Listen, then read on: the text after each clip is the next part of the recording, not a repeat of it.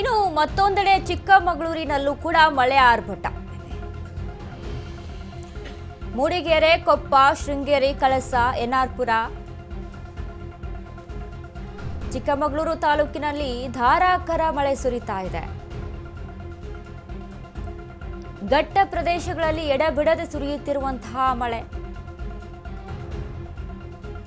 ಭಾರಿ ಮಳೆಗೆ ಆರ್ಭಟಿಸುತ್ತಿದೆ ಸೂರುಮನೆ ಫಾಲ್ಸ್. ಕಳಸ ತಾಲೂಕಿನಲ್ಲಿರುವಂತಹ ಸೂರುಮನೆ ಫಾಲ್ಸ್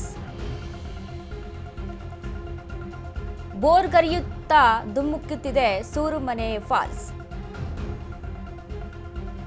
ಮತ್ತೊಂದೆಡೆ ಚಿಕ್ಕಮಗಳೂರಿನಲ್ಲೂ ಕೂಡ ಮಳೆ ಆರ್ಭಟ ಜೋರಾಗಿದೆ. ಮಲೆನಾಡು ಭಾಗಗಳಲ್ಲಿ ಮಳೆ ಆರ್ಭಟ ಎಂದಿನಂತೆ ಈ ಮಾನ್ಸೂನ್ ಡೇಸಲ್ಲಿ, ಮಾನ್ಸೂನ್ ಮಂತಲ್ಲೆಲ್ಲ ಈ ಮಳೆ ಆರ್ಭಟ ಚೆನ್ನಾಗಿರುತ್ತೆ. ಅಂದರೆ ಚಿಕ್ಕಮಗಳೂರು, ಈ ಮಲೆನಾಡು ಭಾಗಗಳಲ್ಲಿ ಹೆಚ್ಚಾಗಿ ಮಳೆ ಸುರಿತಾ ಇರುತ್ತೆ.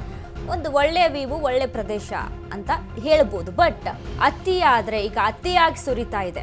ಫಾಲ್ಸ್ ಕೂಡ ತುಂಬಿ ಬೋರ್ಗರಿತಾ ಇದೆ ಅಂತ ಹೇಳ್ಬೋದು, ಸೂರುಮನೆ ಫಾಲ್ಸು.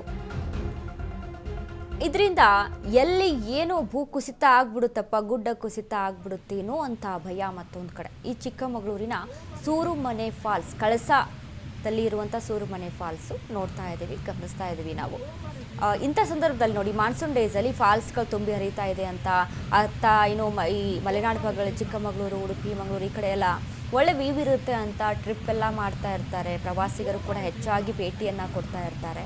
ಬಟ್ ಭೇಟಿ ಕೊಡೋದು ತಪ್ಪಲ್ಲ, ಅಥವಾ ಮೈಂಡ್ ರಿಲ್ಯಾಕ್ಸೇಷನ್ಸ್ಗೆ ಅಂತ ಒಂದಿಷ್ಟು ಟ್ರಿಪ್ ಮಾಡ್ಕೊಂಡು ಬರೋಣ ಅಂತಲೂ ಇರ್ತಾರೆ. ಓಕೆ, ಅದೆಲ್ಲ ಒಳ್ಳೆಯದೇ. ಬಟ್ ಈ ಕೆಲವೊಂದು ಸಿಚುವೇಶನ್ಸ್ಗಳನ್ನು ನೋಡ್ಕೊಂಡು ಹೋಗಬೇಕಾಗುತ್ತೆ. ಈ ಚಿಕ್ಕಮಗಳೂರು ಅಂತಂದರೆ ಹೆಚ್ಚಾಗಿ ರೆಸಾರ್ಟ್ಗಳ ನಿರ್ಮಾಣ ಆಗಿರುವಂಥ ಪ್ರದೇಶ ಆಗಿರುತ್ತೆ. ಈ ಗುಡ್ಡಗಾಡುಗಳಲ್ಲಿ ರೆಸಾರ್ಟ್ಗಳ ನಿರ್ಮಾಣ ಆಗಿರುತ್ತೆ. ಇದರಿಂದ ಒಂದಿಷ್ಟು ಭೂಮಿಗೆ ಪ್ರಕೃತಿ ವಿಕೋಪಗೊಂಡು ಅಲ್ಲೇನಾದರೂ ಅವಘಡ ಆಗಿಬಿಟ್ರೆ ಅನ್ನುವಂಥ ಭಯ ಕೂಡ ಇಟ್ಕೊಂಡಿರ್ಬೇಕಾಗುತ್ತೆ ಜನ, ಯಾರು ಪ್ರವಾಸಕ್ಕೆ ಅಂತ ಮುಂದಾಗ್ತಾ ಇರ್ತೀರ.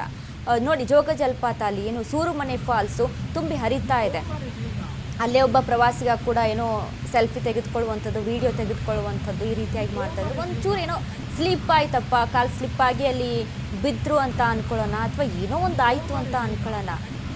ಪ್ರಾಣವನ್ನು ಕೂಡ ಅಲ್ಲಿ ಲೆಕ್ಕಿಸದೆ ಯಾವುದೇ ರೀತಿಯಾಗಿ ಪ್ರಾಣಾಪಾಯಗಳು ಸಂಭವಿಸುವಂಥ ಸಿಚುವೇಶನ್ಸ್ಗಳು ಎದುರಾಗ್ತಾ ಇರುತ್ತೆ.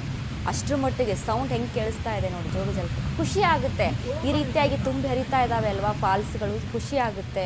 ಇತ್ತ ಗೋಕಾಕ್ ಫಾಲ್ಸು, ಜೋಗ ಜಲಪಾತ, ಈ ಸೂರುಮನೆ ಫಾಲ್ಸು, ಎಲ್ಲೆಲ್ಲಿ ಫಾಲ್ಸ್ಗಳಿದಾವೆಲ್ಲ ಎಲ್ಲವೂ ಕೂಡ ತುಂಬಿ ಹರಿತಾ ಇದೆ. ಖುಷಿ ಪಡುವಂತಾನೇ ಸುದ್ದಿ. ನೋಡ್ತಾ ಇದ್ರೆ ನಿಜಕ್ಕೂ ಕಣ್ಣೆದುರು ಒಂದು ರೀತಿಯಾಗಿ ಆ ಒಂದು ಪ್ರಕೃತಿಯ ಸೌಂದರ್ಯ ನೋಡೋದಕ್ಕೆ ಚೆಂದ. ಬಟ್ ಸಿಚುವೇಶನ್ ಮೇಲೆ ಡಿಪೆಂಡ್ಸ್ ಆಗಿರುತ್ತೆ. ಟ್ರಿಪ್ಗಂತ ಹೋದವರು ತುಂಬ ಎಚ್ಚರಿಕೆಯನ್ನು ವಹಿಸ್ಕೊಳ್ಳಿ, ಎಚ್ಚರಿಕೆಯಿಂದ ಟ್ರಿಪ್ಪನ್ನು ಮಾಡುವಂಥದ್ದನ್ನ ಗಮನಿಸಿ. ಅತ್ತ ಸಿಚುವೇಶನ್ ಹೇಗಿದೆ ಅದೆಲ್ಲವನ್ನು ಕೂಡ ಗಮನದಲ್ಲಿ ಇಟ್ಕೊಳ್ಬೇಕು.